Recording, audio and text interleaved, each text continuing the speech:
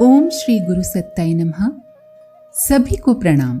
गायत्री का 17वां अक्षर धी हमको जीवन और मृत्यु के तत्व को जानने की शिक्षा देता है। धिया मृत्यु स्मरेन मर्म जानियम जीवनस्य च तदा लक्ष्यम समालक्ष्य पादौ संतत माक्षिपेत। अर्थात मृत्यु को ध्यान में रखें और जीवन के मर्म को समझकर अपने लक्ष्य की ओर निरंतर अग्रसर हों। मृत्यु से डरने की कोई बात नहीं, क्योंकि कपड़ा बदलने के समान ये एक स्वाभाविक एवं साधारण बात है, परंतु मृत्यु को ध्यान में रखना आवश्यक है।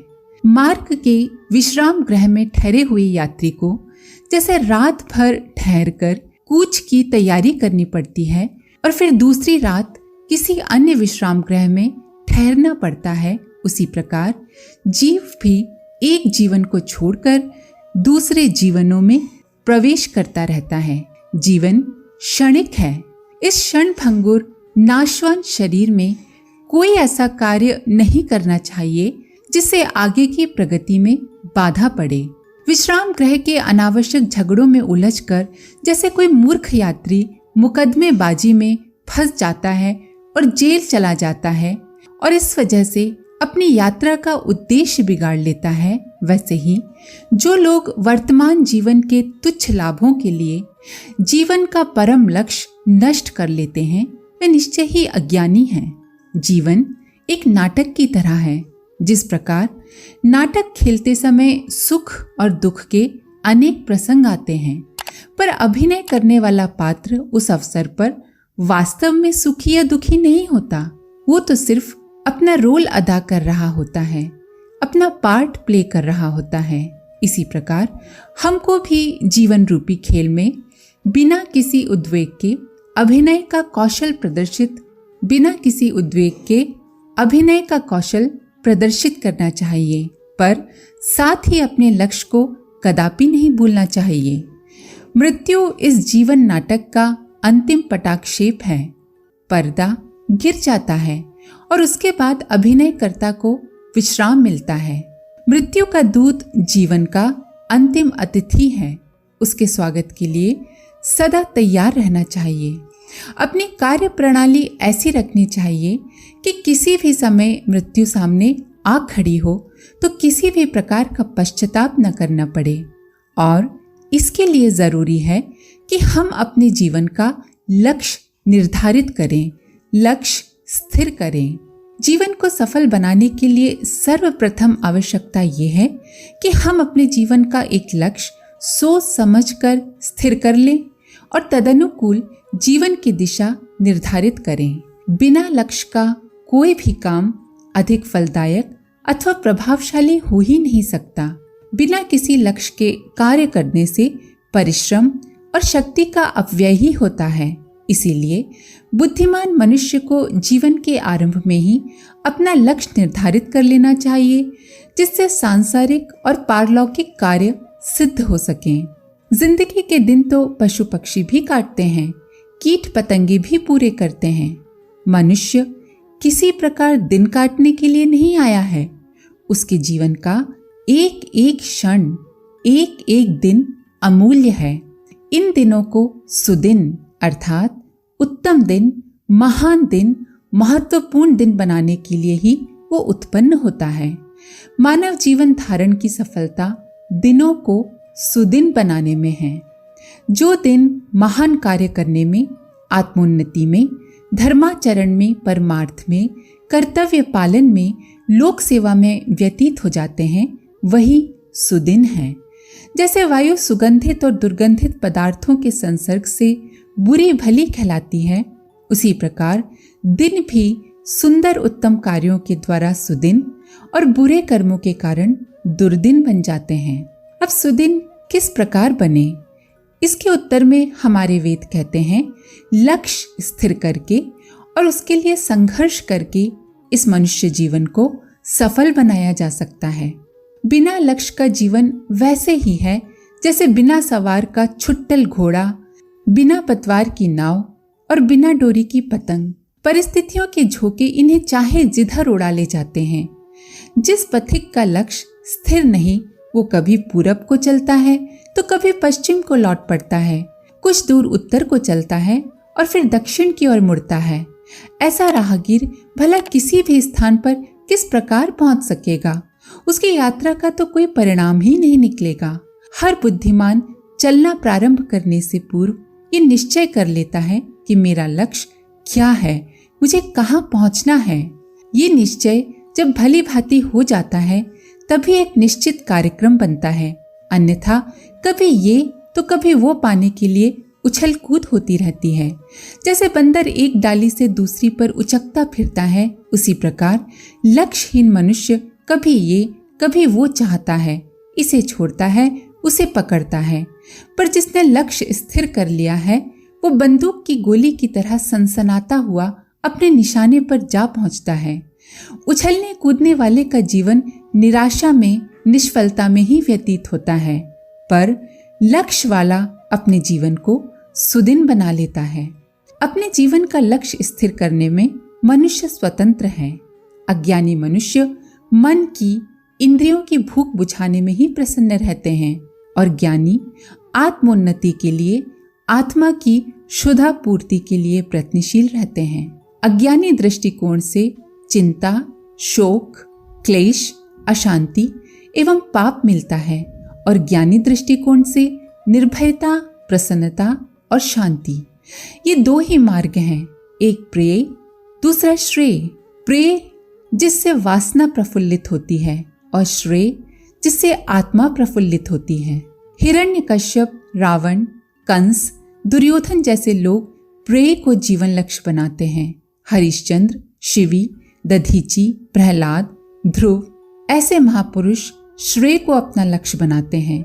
दोनों में से जो भी पसंद हो उसे मनुष्य चुन सकता है, पर वेद भगवान उसी लक्ष्य को स्थिर करने की सलाह देते हैं जिससे दिनों को सुदिन बनाया जा सके, और ऐसा लक्ष्य श्रेय ही हो सकता है। श्रेय को अपनाने में ही कल्याण है, बुद्धिमानी है। किसी भी वस्तु की प्राप्ति के लिए श्रम करना पड़ता है, संघर्ष करना पड़ता है। यदि नवजात बालक रोना, चिल्लाना और हाथ पांव फेंकना छोड़ दे तो वह अपाहिज हो जाता है, उसका विकास रुक जाता है, उसकी शक्तियां विदा हो जाती हैं। धरती का पेट चीरकर किसान अन्न उपजाता है, गहरा गड्ढा खोदने से ही पानी निकलता है, धातु को तपाकर कूटकर बर्तन बनते हैं। जीवन भी संघर्ष से ही चलता है। जीवन विकास के लिए प्रयत्न और परिश्रम आवश्यक है। आत्म कल्याण के लक्ष्य को पूरा करने के लिए श्रम करना पड़ता है, कठिनाइयों से जूझना पड़ता है। समुद्र मंथन से जैसे 14 रत्न मिले थे, वैसे ही श्रम द्वारा जीवन मंथन करने से ही भौतिक संपत्तियां एवं दैवी संपदाएं उपलब्ध होती हैं। अब प्रश्न उठता है कि लक्ष्य प्राप्ति के लिए ये संघर्ष किस प्रकार किया जाए।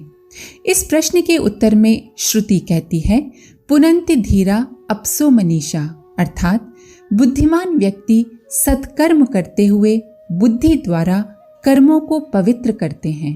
साधारण कर्मों को पवित्र बना लेना ही धीर पुरुषों के विवेक का कौशल है। यहाँ एक बात बताना चाहेंगे कि हिंदू धर्म ग्रंथों में पुरुष शब्द का इस्तेमाल आत्मा के लिए करते हैं, चेतना के लिए करते हैं। इसका लिंग से अर्थात पुरुष या महिला होने से कोई संबंध नहीं है। तो कोई भी काम न तो अपने आप में अच्छा है और न ही बुरा है। उसे जिस भावना से किया जाता है उसी के अनुसार वो भला या बुरा बन जाता है। जैसे कि समाज की रक्षा के लिए किसी राक्षसी प्रवृत्ति के व्यक्ति को जज सजा दें तो यह अच्छा कार्य हुआ, पर किसी लालच में कोई किसी की हत्या कर दे तो ये बहुत ही घिनौना कार्य हुआ। पानी रंग रहित है, उसमें जैसा भी रंग डाल दिया जाए वो वैसे ही रंग का बन जाता है। इसी प्रकार समस्त कर्म भावना के अनुसार भले बुरे बनते हैं। भगवान कृष्ण के तथा अन्य महापुरुषों के जीवन में इस प्रकार की घटनाएं मिलती हैं, जबकि अनुचित कहे जाने वाले कर्मों को भलाई के लिए, धर्म के लिए अपनाया गया है। इसी प्रकार अविवेक पूर्वक या बुरे उद्देश्य से किए गए सत्कर्म भी बुरे हो जाते हैं। आताताई पर दया करना, सत्य बोलने के लिए शिकारी के पूछने पर पशु पक्षियों का पता बताना, कुपात्रों को दान देना, ऐसे कार्यों से तो पाप ही लगता है। इसीलिए कर्म के स्थूल रूप पर अधिक ध्यान न देकर उसके सूक्ष्म गति पर अर्थात उसका फल क्या होगा इसका विचार करना चाहिए। दैनिक कार्य जिन्हें आमतौर से सभी लोग किया करते हैं, यदि उन्हें ही सद्भावना से उच्च विचार से किया जाए तो वे यज्ञ रूप हो सकते हैं।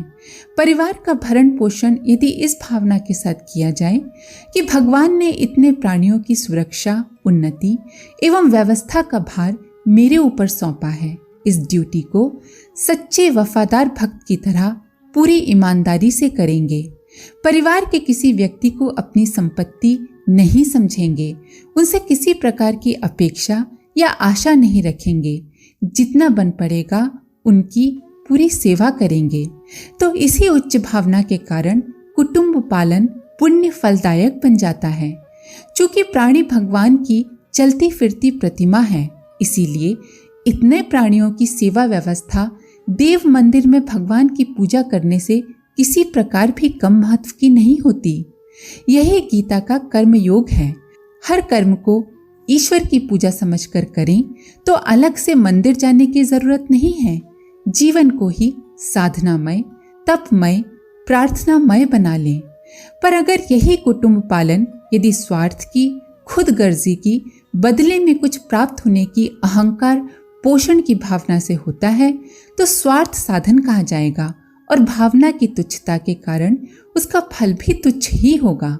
जैसे कि अगर हम अपने बच्चों को ये सोचकर अच्छे से पालें कि बुढ़ापे में वे हमें सहारा देंगे, तो ऐसी अपेक्षा करना गलत है। या हम किसी की मदद करें ये सोचकर कि हमारी प्रशंसा होगी, तो ऐसी मदद व्यर्थ है। कर्म को अपना कर्तव्य मानकर भली प्रकार करें, पर निस्वार्थ भाव से, बिना किसी अपेक्षा के, आशा के।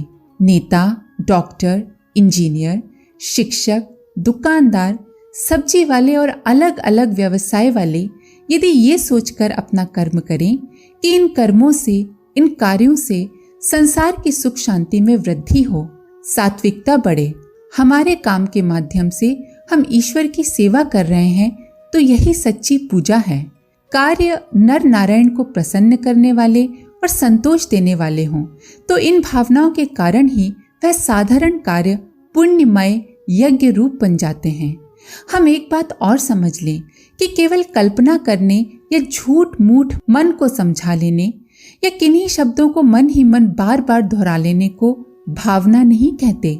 सच्चा संकल्प, पक्का दृष्टिकोण और अटूट विश्वास मिलकर भाव बनता है, और इस भाव से किए हुए कार्य ही उच्च, अच्छे, लाभदायक, सुदृढ़ एवं सात्विक होते हैं। उच्च भावना के साथ जिस कुटुंब का पालन किया गया है, उसमें से देवतुल्य परिजन ही निकलेंगे। उच्च दृष्टिकोण से किए हुए कार्य संसार के लिए बड़े लाभदायक होते हैं। उससे लोक में सुख शांति की वृद्धि होती है। विचारों को उच्च बनाकर, भावनाओं को परमार्थमय रखकर धीर पुरुष विवेक द्वारा कर्मों को पवित्र कर लेते हैं।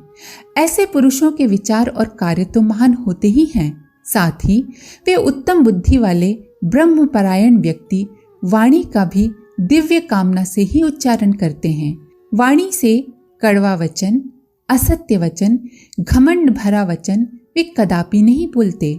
जिस बात से विरोध, द्वेष, कलह, क्लेश, शोभ होता हो, पाप करने की प्रवृत्ति होती हो, निराशा उत्पन्न होती हो, भय या लोभ बढ़ता हो, ऐसे वचन वे नहीं बोलते।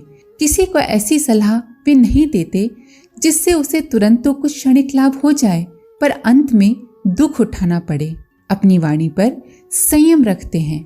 बेकार कतरनी सी जीभ चलाकर निष्प्रयोजन बकवास नहीं करते। भावना में जैसी शक्ति है, वैसी ही शक्ति शब्द में भी है। इसीलिए वे सोच समझकर मुंह खोलते हैं, निंदा चुगली से दूर रहते हैं। उनकी वाणी में प्रेम, प्रोत्साहन, विनय, नम्रता, मधुरता, सरलता, सच्चाई एवं हित कामना भरी रहती है। आज के लिए इतना ही। आप सभी का धन्यवाद। ओम शांति। हमारे YouTube चैनल को सब्सक्राइब करें और बेल आइकन को दबाकर ऑल पर क्लिक करें ताकि आने वाले सभी वीडियोस की नोटिफिकेशन आपको मिलती रहे।